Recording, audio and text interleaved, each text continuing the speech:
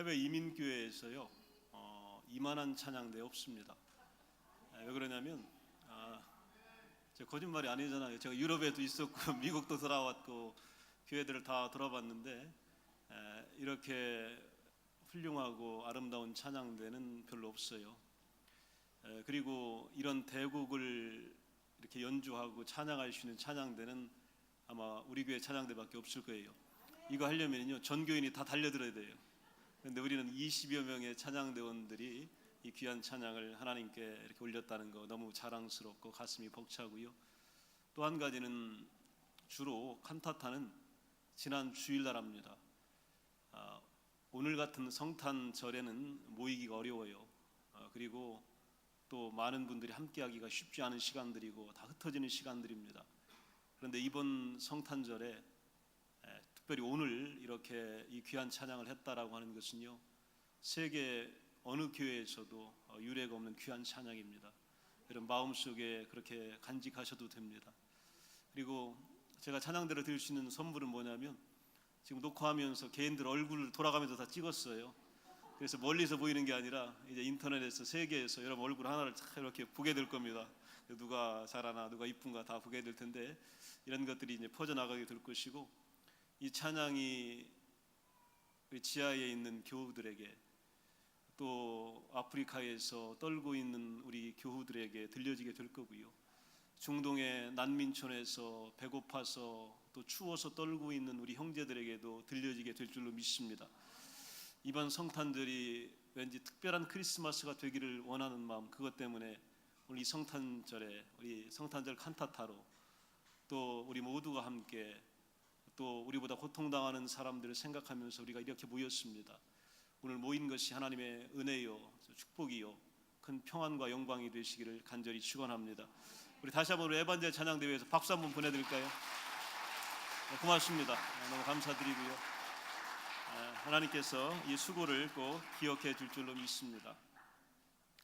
성경에 보면 이 아우구스투스 황제가 로마 전역에 인구조사 칙령을 내렸다 이렇게 말합니다.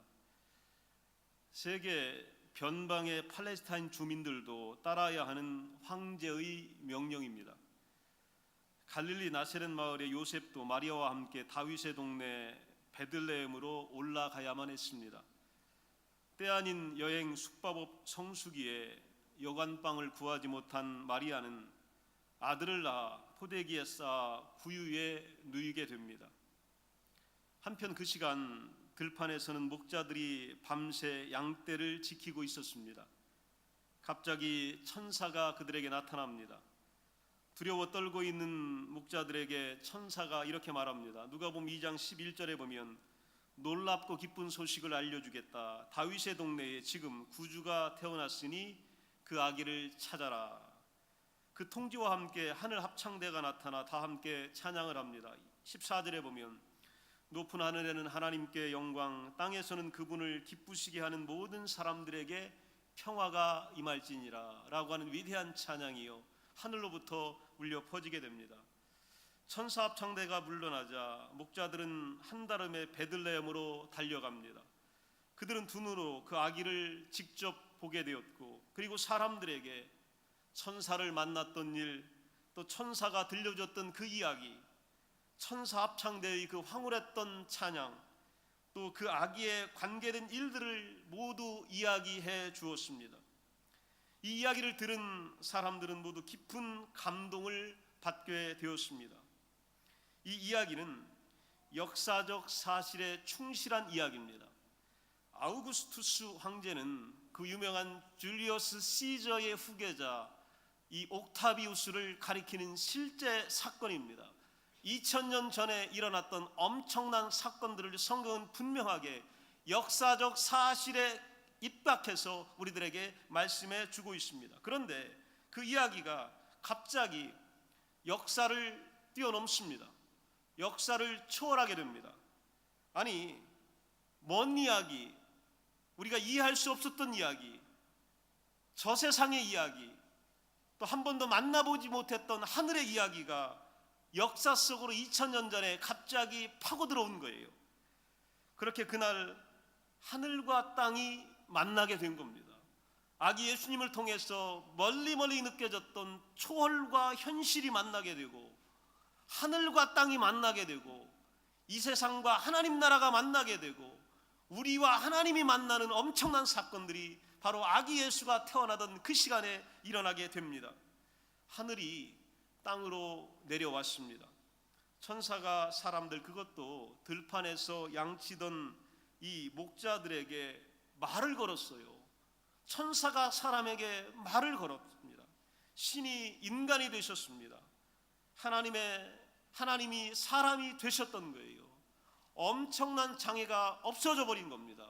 거기가 통과돼 버린 겁니다. 유리천장이라고 하는 그런 단어가 있어요. 이 글라스 실링이라고 하는 단어인데, 이 말은 어떤 뜻이냐면, 과거 미국에서 여성의 사회 진출을 막던 보이지 않는 장벽을 상징할 때의 유리천장이다, 글라스 천장이다 그럽니다. 아무리 올라가려고 해도요, 보이지 않는 유리천장이 딱 가로막고 있기 때문에 올라갈 수 없었다, 그런 얘기입니다.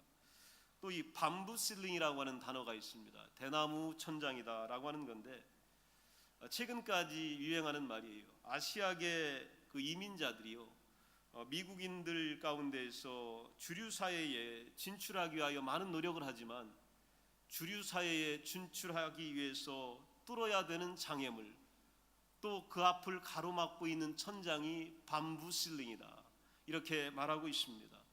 이것이 있으면 여러분 만나기가 굉장히 어려워요. 그리고 반드시 뚫어야만 만날 수 있고, 뚫어야만 올라갈 수 있고, 뚫어야만 내려올 수 있는 것입니다. 그런데 하나님께서요, 하나님과 우리 사이에 막혀져 있었던 천장을 뚫으신 겁니다. 그리고 천사를 보내신 거예요. 그리고 아기 예수를 직접 보내신 거고요.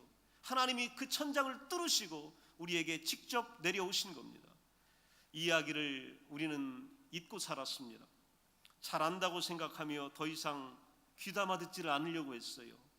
그리고 들려질 때마다 마음에 새겨두지를 않았습니다. 천사들이 들려준 놀랍고 기쁜 소식을 우리 한번 다시 들어보기를 원합니다. 이 엄청난 소식, 하늘과 땅의 이야기, 천상과 이 땅의 이야기, 하나님과 인간의 이야기가 오늘 우리들에게 들려진 겁니다. 하나님께서 마리아를 하나님을 품고 있는 자라 불리는 사람이 되도록 선택하셨을 때에 그것은 크고 거룩한 영광이었고, 그녀는 믿음과 겸손으로 그것을 받아들이게 됩니다. 이것을 받아들일 때에 하나님의 은혜가 임했고, 하나님의 기적의 역사가 인류 가운데 나타나게 됩니다. 은혜라고 하는 것은 받을 자격이 없는 사람들에게 베푸시는 하나님의 어마어마한 호의를 우리는 은혜라고 합니다. 이 땅에 있는 모든 사람이 그 은혜의 대상에 포함되어져 있습니다. 천사 가브리엘은 나사렛 처녀에게 이렇게 이야기합니다. 누가복음 1장 28절에 보면, 그에게 들어가 이르되 은혜를 받은 자여 평안할지어다, 은혜를 받았다, 이렇게 말씀하고 계시고, 30절에 보면 무서워하지 말라, 내가 하나님께 은혜를 입었느니라. 마리아가 받은 것은요, 은혜를 입은 거예요. 은혜를 입자 놀라운 일들이 그녀의 몸을 통해, 믿음을 통해서 이 땅에 나타나기 시작합니다. 천사 가브리엘이 마리아에게 한 말은 하나님이 오늘 모든 신자들에게, 저와 여러분들에게 하시는 말씀인 줄로 믿습니다. 우리는 은혜를 받은 자들입니다. 하나님의 은혜를 받으면 무언가 신비로운 일이, 특별한 일이 우리 가운데 일어나게 되어 있습니다. 하늘의 일들이, 천상의 일들이 우리 가운데에 나타나게 되어 있습니다. 우리 모두는 하나님의 은혜를 입었습니다. 웨이마이스라는 사람은 이것을 이렇게 표현합니다. 하나님이 그의 사랑하시는 자 안에서 우리를 부요하게 하셨다. 은혜는요, 우리를 부요하게 합니다. 하나님의 것으로, 저 좋은 것으로, 영원한 것으로 우리를 넘치게 합니다. 이것이 바로 은혜입니다. 은혜라고 하는 것이 이 땅에서 누릴 수 있는 그까짓 거, 작은 거, 보이는 거, 손에 쥘 수 있는 거, 그런 게 아니에요. 하나님이 갖고 계신 것들을 우리를 통하여 넘치도록 부유하게 만드시는 거, 이게 바로 은혜인데, 이 은혜가 마리아에게 임했고, 저에게 임했고, 여러분에게 임했습니다. 이 은혜의 표현이 어떻게 나타날지 우리는 기대하게 되는 겁니다. 이때 마리아는요, 자신을 하나님의 종으로 이렇게 표현합니다. 38절에 보면 주의 여종이 오니 말씀대로 내게 이루어지이다. 킹 제임스 버전 흠정역에는요, 계집종이 오니 이렇게 말합니다. 하녀는 그 여종 중에서도 가장 지위가 낮은 종을 하녀라고 그래요. 내가 당신의 계집종이 오니 하녀이 오니 이것이 내게 이루어지기를 원합니다. 마리아가 이렇게 고백했어요. 오늘 이것이 우리의 고백이 되기를 축원합니다. 하나님, 나는 받을 수 없지만 당신의 그 엄청난 은혜가 나에게, 우리 가정에, 우리 자녀에게 임하기를 원합니다. 내 삶의 자리에, 내 신앙의 자리에 임하기를 원합니다. 그대로 이루어지기를 기원합니다. 마리아의 믿음이 보통이 아니잖아요. 오늘 이 믿음을 통하여 여러분에게는 축복이 되게 될 겁니다. 하나님의 뜻은 우리를 향한 하나님의 인격적인 사랑의 표현입니다. 하나님의 뜻은 그분의 마음에서, 진심에서, 성실함에서 나옵니다. 때로는 하나님의 뜻에 순종하는 것이 힘들고 심지어는 고통스럽기까지 합니다. 그러나 불순종하는 것이 그보다 훨씬 더 고통스럽습니다. 순종하는 것이 훨씬 낫습니다. 이것이 성경이 우리들에게 가르쳐주는 진리입니다.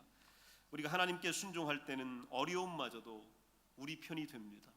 어렵게 하는 사람도 우리 편이 됩니다. 그러나 불순종할 때는요, 그 어려움이, 어렵게 하는 사람들이 우리의 적이 되기 때문입니다.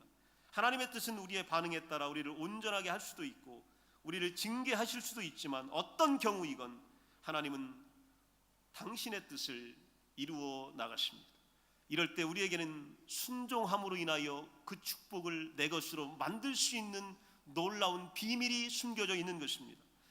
오늘 아기 예수를 품에 안고 있는 시므온이란 사람이 우리가 읽은 본문에 나타납니다. 그는 나이가 거의 113세 정도 되었다라고 이렇게 평가가 됩니다. 나이가 많았지만요, 이 노인은, 이 노종은 바로 아기 예수 때문에 인생이 달라졌어요. 그 평생이 달라졌어요. 아기 예수 때문에 뭐가 달라졌냐면 앞을 내다보며 살았습니다. 누가복음 2장 25절에 보면 이스라엘의 위로를 기다리는 자였다, 성경은 이렇게 말합니다. 그 당시 백성들의 삶은요, 현실적으로나 또 뿐만 아니고 영적으로 매우 어두웠었지만, 오늘 하나님의 말씀을 믿고 생전에 메시아가 오실 것을 기대했던 경건한 사람, 그에게는요, 오늘 현실이 그를 어렵게 하지 못합니다.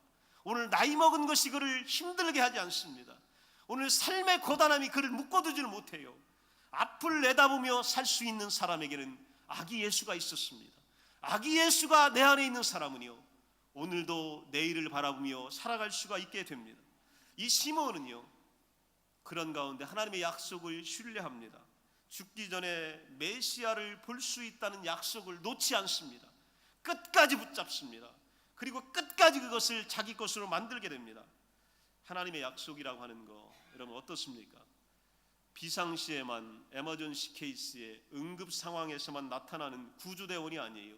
하나님의 약속과 하나님의 응답은요, 올라서면 빠져버리는 모래침 같은, 때로는 늪지대와 같은 이 세상에서 날마다 우리가 의지해야 될 유일한 반석이 하나님의 약속입니다.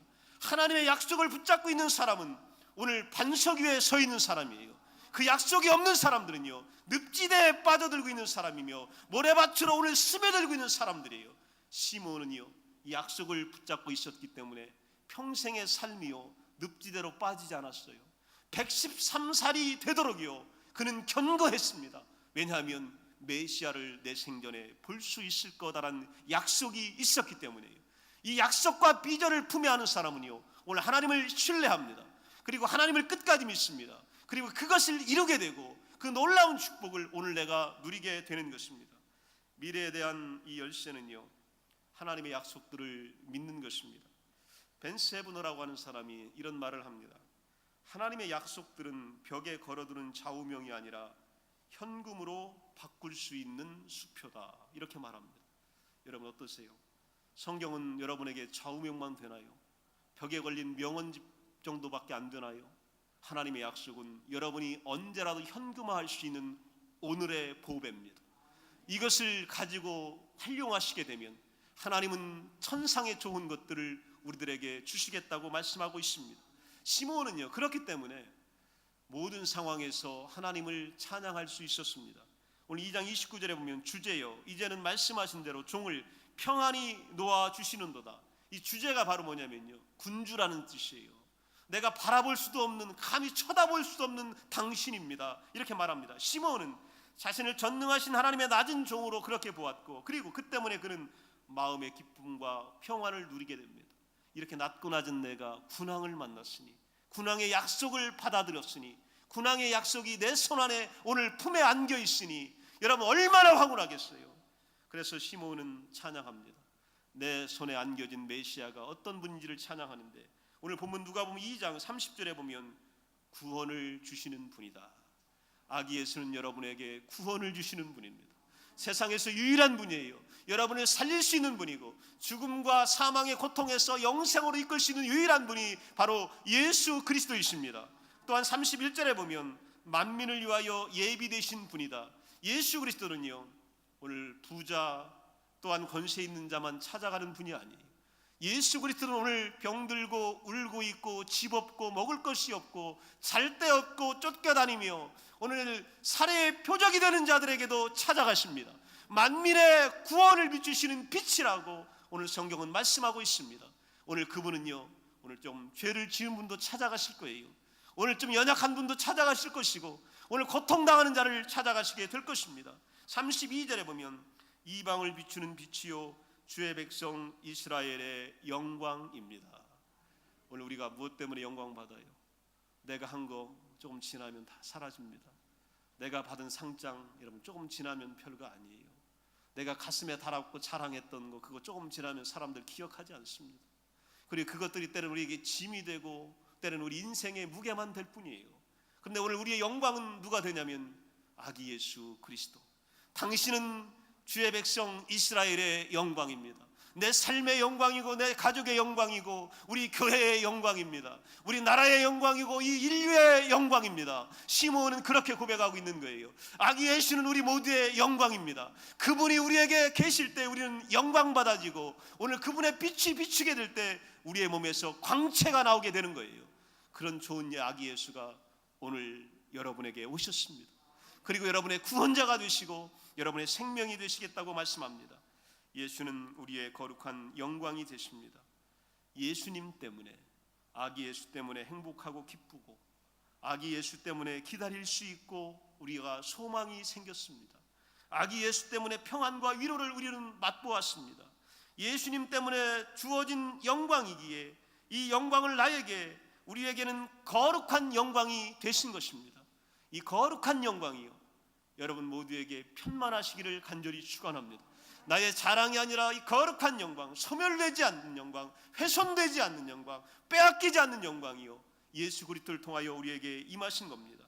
오늘 성탄절에 삶이 어둡고 때로는 괴로웠던 모든 영역에서, 또 고통스러운 모든 영역에서, 또 과거에 어두웠던 기억의 영역에서, 또 눈물 나는 슬픔의 영역에서, 고된 삶의 무게로 지친 어깨의 영역에서 여러분에게 충만하게 나타나시기를 간절히 축원합니다. 그분의 영광이 여러분에게 드러나시기를 다시 한번 간절히 축복합니다. 기도합니다. 우리 다 함께 자리에서 일어나셔서 함께 기도하시겠습니다.